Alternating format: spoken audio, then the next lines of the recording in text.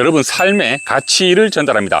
으뜸 통합세계사무소 대표 김단입니다. 오늘의 땅개발 주제 이렇게 한번 잡아봤습니다. 농림지역 땅개발 이게 대세, 양어장허가 이 세 가지만 알면 끝이라고 잡아봤습니다.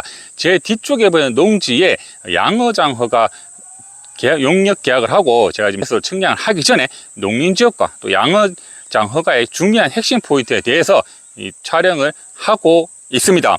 먼저 이제 세 가지에 대한 중요한 내용을 알려드리기 전에 저희 실전 토지개발 마스터 과정 이 4기를 모집을 합니다.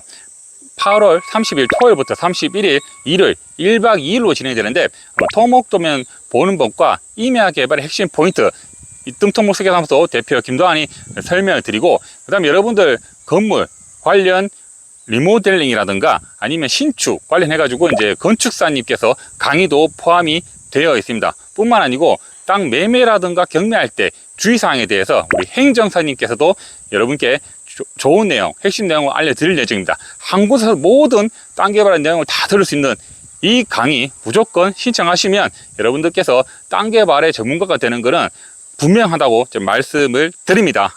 참고하시길 바라고, 먼저 이제 그 첫 번째로 그 농림 지역에 대해서 한번 팩트 있게 말씀을 드리겠습니다.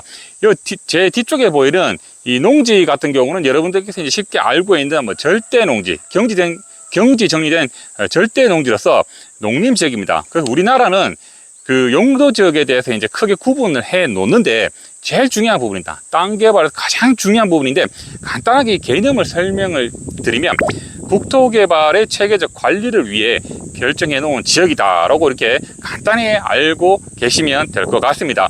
그래서 우리나라 이제 그 인터넷 사이트 법제처에 국토의 계획 및 이용에 관한 법률을 검색하시면 농림지역에 건축할 수 있는 행위에 대해서 자세하게 알 수가 있습니다. 그래서 이제 우리가 큰 틀에서 그 용도지역이라고 하면은 그 주거지역, 상업지역, 공업지역, 녹지지역, 관리지역, 농림지역, 자연환경 보존지역 이렇게 큰 틀에서 나눠지고 있는데, 저희 이제 제가 영상을 링크를 해 드릴 겁니다. 그 영상을 보시고 참고적으로 이제 우리가 계획관리지역이라고 이제 있죠. 그 대부분 다 아시는 건폐율 40% 이하의 계획관리지역 같은 경우는 다른 거와 좀 다르게 건축할 수 없는 건축물에 대해서 리스트가 이렇게 나와 있습니다. 그래서 그런 걸 한번 참고해 보시라고 말씀을 드리고, 용도 지역의 모든 것에 대해서 링크를 걸어 드리겠습니다. 그래서 그 첫 번째 우리 말씀을 드렸고, 두 번째는 농림 지역의 이제 건축 행위의 제한 사항에 대해서 말씀을 드리겠습니다.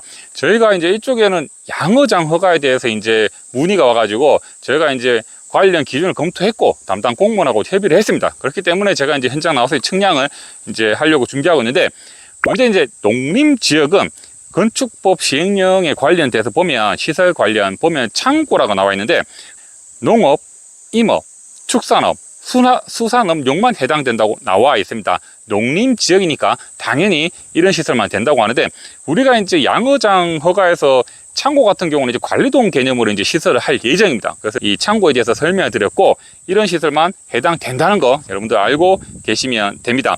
그리고 이제 중요한 포인트죠. 농림 지역이지만 이쪽 같은 경우는 이제 농지다 보니까 농지법에서 이제 나누어지는데, 이쪽에는 농업 진흥 구역이다 보니까 농업용 시설이나 축산업 그 시설 또는 어업용 시설 이렇게 해당된다고 나와 있습니다. 그리고 참고적으로 이제 농림지역에서 허가사항에서 특히 토목 개발에서 가장 중요한 포인트 말씀을 드리겠습니다. 이건 별표 3개니까 여러분들 반드시 저장해 놓으시길 바랍니다.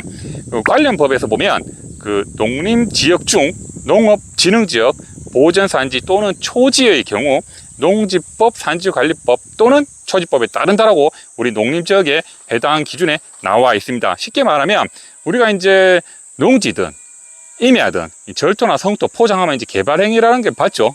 가장 기본으로 개발행위 허가를 받는데, 지금 제가 이런 말씀드린 이런 지역은 개발행위 없이 뭐 농지 전용이나 산지 전용을 받는다 이렇게 해석을 하면 됩니다. 이제 개발행위를 받고 안 받고의 중요한 포인트는, 개발행위를 받으면 우리가 공장이라든가 아니면 다른 뭐 태양광이라든가 예를 든 겁니다. 이런 시설 같은 경우는 우리가 이제 도시계획 심의, 군 심의를 받는데 심의에 따라서 보안도 나오고 또 재심의도 나옵니다. 굉장히 이제 허가받기가 쉽지 않은 부분인데, 우리 이제 개발행위를 받지 않는다는 거는 이 심의를 안 받는 굉장히 큰 메리트가 있다라는 거 제가 말씀을 드립니다. 이런 내용 같은 경우는 뭐 블로그라든가 다른데 어떤 검색해봐도 안 나오는 굉장히 땅 개발의 중요한 핵심이라고 제가 말씀을 드립니다.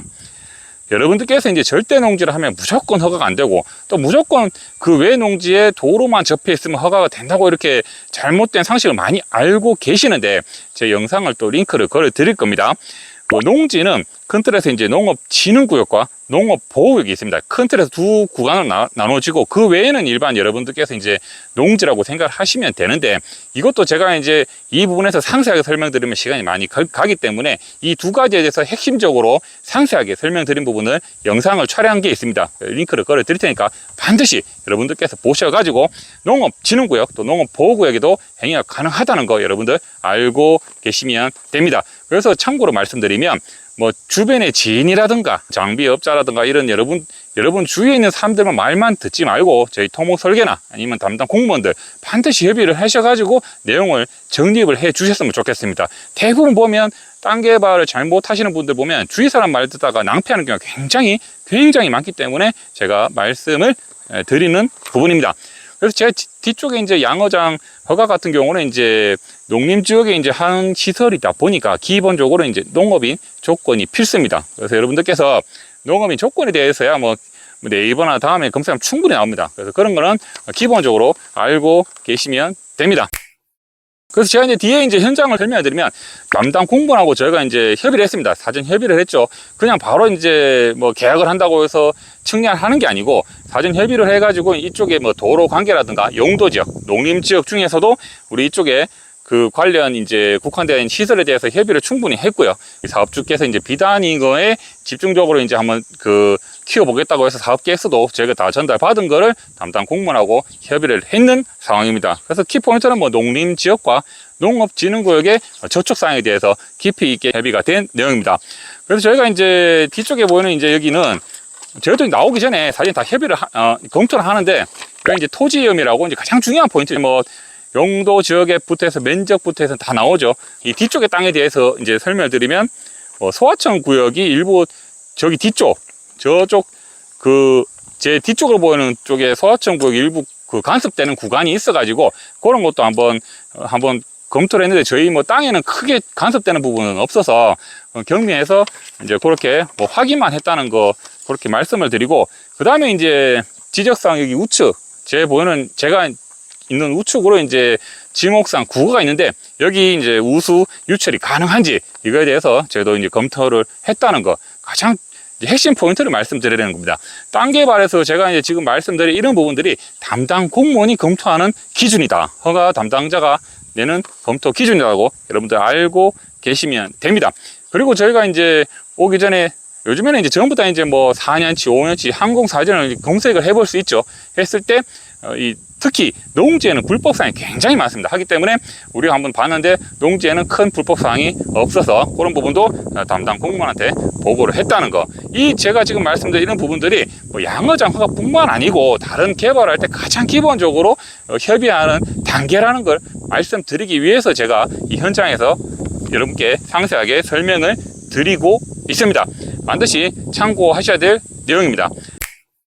그 다음에 이제 양어장 허가. 저도 이 땅 개발 관련 허가를 하면서 양어장 허가는 지금 처음 허가를 진행하는데 그만큼 이 양어장 허가가 이제 그렇게 보편적으로 나오는 허가는 아니죠. 여러분들께서 아시다시피. 그래서 저도 이제 한번 시설 그 배치도 그 사업주께서 사실 전문가십니다. 이 관련 이 생산하는 전문가시다 보니까 뭐 시설 계획도라든가 배치도도 한번 봤는데 거기 보니까 이제 뭐 침전 시설이라든가 뭐 여과 시설 뭐 폭기조 등 관련 이제 필터링 구조가 이제 상세하게 나와 있어 가지고 저희도 이제 어떻게 이 진행이 되는 거에 대해서는 이제 계략적으로 이제 확인을 했고요. 특히 저희는 허가 담당이지만 앞으로 이제 이거를 관심 있게 보는 사람들은 이 수질 관리, 물론 이쪽 같은 경우는 농지는 이제 상수도가 안 들어오다 보니까 이제 관정을 파가지고 이제 그 물을 이제 요과시키고 할 건데 보니까 이제 수질을 관리하는 게 그 가장 큰 팩트다. 뭐 당연하겠죠. 그래서 그런 시설이 들어간다는 거 큰 틀에서 여러분께 말씀을 드립니다. 그리고 이제 양어장 허가가 우리나라 이제 국가 관련 법으로 관상어 산업의 육성 및 지원에 관한 법을 이제 이게 개정을 했습니다. 개정을 해서 이제 이걸 좀 체계화, 국가에서 좀 체계적으로 관리하기 위해서 이 법을 개정한 것 같은데, 여러분들 좀 낯설죠? 이런 법에 대해서도 있으니까 혹시나 관심 있는 분들은 이 법에 대해서 상세하게 한번 보시면 될 것 같습니다. 그래서 이거는 이제 단순하게 허가를 받아서 바로 사업을 하는 게 아니라 이 신고해서 영업을 할 수 있는 이런 구조로 되어 있는 걸로 제가 파악을 했습니다. 그 다음에 저도 이제 나중에 또 이 시설에 대해서 준공이 되면 또 추후에 몇 년 뒤에 또 다시 그때 시설에 촬영을 해 드릴 건데, 이제 이게 그 비단잉어 같은 경우는 최상급 같은 경우는 여러분들이 생각하는 이상으로 굉장히 마리당 가격이 굉장히 비쌉니다. 그래서 그런 부분이 앞으로는 우리가 이제 대세 사업이 되지 않겠나. 왜냐하면 농림 지역에 사실 여러분들께서 할 수 있는 사업이 좀 많이 제한적이죠. 일반 농지에 비해서. 그러다 보니까 이런 사업들을 잘 활용한다면 좋지 않겠나. 저도 그렇게 생각이 들고, 근데 다만 단순히 비싸다는 것만 포인트 두지 마시고, 이거에 대한 어떻게 이제 이거를 객체를 이제 키워가지고 생산해내는지, 그게 이제 관점인데, 제가 한번 얘기 들어보니까 굉장히 노력도 많이 필요한 것 같더라고요. 그래서 그런 부분도 추후에 제가 한번 설명을 드릴 수 있도록 하겠습니다. 그리고 이 부분에 대해서 우리나라에 이제 수요층이 꾸준하게 증가를 하고 있다고 또 이제 얘기를 들었고, 이 양식업 같은 경우, 특히 이 비단잉어 같은 경우는 이제 좀 희소성이 있는 것 같습니다. 그래서 이제 사업주께서도 장기적으로 이거에 대해서 이제 좀 제대로 이제 체계화를 해가지고 굉장히 이제 야심차게 준비를 하고 있는데, 여러분들께서 참고를 하시면 도움이 많이 될 것 같습니다. 그래서 중요하게 제가 측량 전에 3가지 핵심 포인트 말씀을 드렸습니다. 꼭 여러분들 그 농림 지역에 대해서 한번 제대로 파악하는 시간이 되시길 바랍니다. 날씨가 이제 제가 촬영을 하고 있는데 지금 뭐 낮인데도 이 닭이 울고 참 황당한 일이 벌어지고 있는데, 하여튼 여러분 날씨가 낮이든 밤이든 계속 덥습니다. 건강관리 잘 하시고, 우리 형님들 술, 음주 좀 자제하시고 운동 꾸준하게 하시길 바랍니다. 기타 궁금한 사항은 댓글에 남겨주시면 상세하게 설명 드릴 수 있도록 하겠습니다. 감사합니다. 야, 낮 12시에 닭이 우는 거는 또 측량하다 처음 보네. 측량을 해볼까?